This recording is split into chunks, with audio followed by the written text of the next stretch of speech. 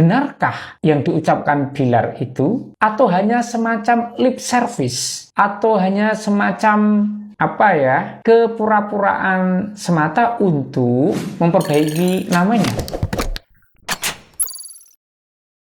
Hola netizen yang berbakti. Setelah sekian lama, akhirnya Rizky Bilar melakukan klarifikasi atas kasus KDRT yang ditudingkan kepadanya oleh Lesti Kejora. Ia membuka suara untuk mengklarifikasinya di channel YouTube milik Denny Sumargo. Dalam podcastnya, Rizky Bilar mengaku bahwa ia pernah menjatuhkan talak kepada Lesti Kejora. Selain itu, Rizky Bilar juga mengakui rekaman video kala ia terlihat hendak melempar Lesti dengan bola biliar yang beruntungnya meleset karena ia terjatuh. Rizky Bilar udah tahu nih akan konsekuensi yang diterimanya, karena akan banyak netizen yang terhormat gak akan percaya dengan ucapannya itu. Dia yakin bahwa apa yang dia ungkapkan akan diterima suatu saat nanti. Rizky Bilar juga membantah terhadap pemberitaan yang menyerang dirinya. Menurutnya, 90% isi berita pada saat itu adalah salah. Rizky Bilar sempat menghilang dari hadapan publik setelah rujuk dengan Lesti Kejora. Kini, untuk pertama kalinya ia membuka suara dan memilih berbicara kepada Denny Sumargo. Nah, gimana nih kalau menurut netizen yang tercinta?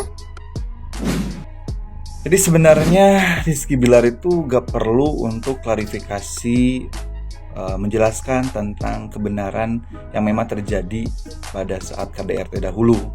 Karena sebenarnya itu malah menjadi kesempatan untuk netizen akhirnya kayak mengkorek-korek dan mengingat masa lalu ataupun kejadian yang sudah terjadi.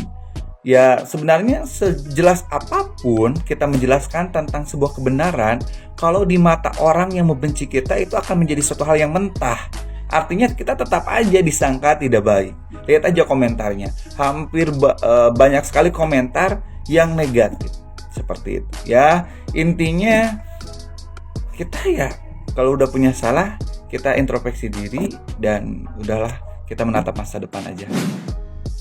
Banyak orang yang mengatakan bahwa jodoh itu adalah cerminan diri, dengan berasumsi bahwa jodoh kita memiliki sifat yang sama dengan kita. Tetapi pada sadar nggak sih bahwa kita itu salah menafsirkan sifat cermin itu sendiri?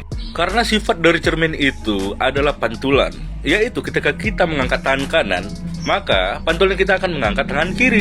So, bagaimana ceritanya kita mengatakan bahwa pasangan kita memiliki sifat yang sama, sedangkan sifat cermin itu adalah melakukan sesuatu hal yang bertentangan dengan apa yang kita lakukan. Saya kasih contoh, misalnya saya nih ngelempar bola biliar nih kepada pasangan. Ya nggak mungkin juga dong pasangan saya ngelempar balik tuh bola biliarnya, kan gitu. Sebenarnya aku ingin berbicara tentang KDRT secara general, tapi berhubung karena memang ada contoh kasusnya, jadi mau nggak mau ya saya harus mengambil contoh kasus ya. Tapi bukan berarti saya ingin mencampuri, bukan, hanya ingin mengedukasi bagaimana penerapan kasus KDRT di luar negeri ya, bagaimana cara menyikapinya. Oke? Nih, dengerin satu. Kalau di luar negeri, kasus kayak gini, udah ada barang bukti, wassalam. Pernikahan itu pasti akan dipisahkan oleh pengadilan. Karena kenapa? Karena kasus KDRT sudah masuk ke pelaporan dan ada barang bukti, itu tidak bisa dicabut kembali. Tidak bisa. Jadi pemerintah ya, hukum di sana memiliki hak untuk ikut campur ya, dalam arti ikut campur atau memisahkan korban dan pelaku, itu udah pasti. Karena selama saya di sana, saya melihat bagaimana cara mereka itu menangani ya kasus KDRT. Pemerintah di sana sangat anti dengan kekerasan. Itu sebabnya mereka begitu mereka tahu ada kasus kekerasan di dalam rumah tangga, di dalam keluarga, sudah pasti korban dan pelaku itu dipisahkan. Ya, kalian suka dengar kan, di mana dinas sosial itu memiliki hak untuk mengambil hak asuh anak dari orang tua. Bila terjadi kekerasan, misalnya sang anak mengalami cedera, ya, yang dilakukan oleh orang tuanya, dinas sosial memiliki hak untuk mengambil hak asuhnya, mengambil anak itu dan memisahkan dari kedua orang tuanya, atau memisahkan dari salah satu orang tuanya. Bila yang melakukan kekerasan itu misalnya seorang ayah, ibu dan anak sudah pasti dipisahkan dari ayahnya. Atau kalau misalnya sang ibu tentu sang ibu yang akan dipisahkan dari ayah dan anaknya. Itu saya sering melihat kasus seperti itu di luar negeri. Di Indonesia, kalau seandainya Komisi Perlindungan Anak dan Ibu ikut campur, memang sebenarnya sudah seharusnya ikut campur. Karena sebenarnya pemerintah memiliki hak. Bila suatu kasus KDRT sudah masuk dalam pelaporan dan sudah memiliki barang bukti, pemerintah wajib melindungi korban dan anak, ya. Masalahannya di Indonesia itu ya, terlalu banyak toleransi. Toleransi yang tidak penting, sesuatu yang tidak perlu ditoleransikan.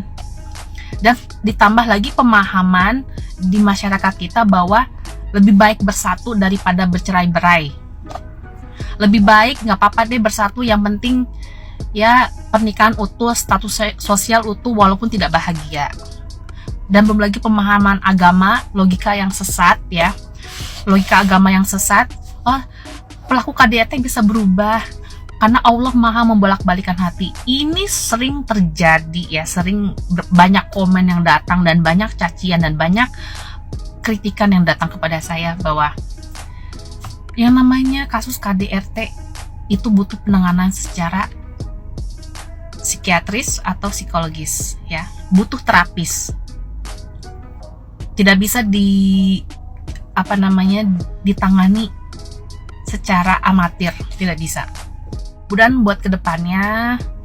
Mudah-mudahan buat kedepannya Indonesia memiliki sikap yang tegas ya, pemerintah bisa mengambil tindakan yang tegas untuk kasus KDRT ini. Yang dilakukan KPAI itu benar loh. Komisi Perlindungan Anak dan Ibu itu sudah benar, sangat benar. Ya. Karena mereka memang bertugas untuk melindungi korban dan anak. Itu tugas mereka. Jadi tidak perlu kesal, ya. Kalian yang kemarin sempat mengkritik, mari kita berkaca. Saya hanya ingin menyampaikan ya. Begini loh penanganan di negara-negara maju tentang penanganan kasus KDRT. Makanya di sana kasus kekerasan itu sangat kecil, rendah. Kalau bisa tidak ada kasus kekerasan. Begitu. Benarkah yang diucapkan Bilar itu, atau hanya semacam lip service, atau hanya semacam kepura-puraan semata untuk memperbaiki namanya? Nah, gini, kita hanya bisa menduga, tetapi kalau menduganya dengan referensi ilmu tentu akan lebih bermutu, ya kan? Gini, dari kalimatnya itu pendek, tidak berbelit-belit, lancar dan efektif dari sisi kalimat. Kemudian dari sisi cara mengatakannya, coba perhatikan baik-baik antara gerak mata, alis, kemudian bibir dan gestur itu selaras dengan nada bicara dan apa yang dikatakan. Ini artinya isi kalimatnya cenderung tepat, benar, atau faktual, tidak mengada-ada. Nah, terlebih ketika Bilar di akhir video ini dia meletakkan kedua telapak tangannya di dada sambil kesulitan mengungkapkan sesuatu yang ingin dikatakan, atau istilahnya itu tidak terkatakan. Artinya dia merasa betul-betul bahwa perjuangan Lesti untuknya sebagai istri dalam mendampinginya di kasus yang begitu heboh itu memang istimewa baginya. Ini analisa dari sisi komunikasi ya. Kebenarannya tentu mereka yang tahu. Namun yang perlu kita garis bawahi adalah apapun motifnya, Bilar keren karena dia berani ngomong statement yang tegas bahwa perjuangan Lesti sebagai istri itu sangat dahsyat di podcast nasional yang qualified.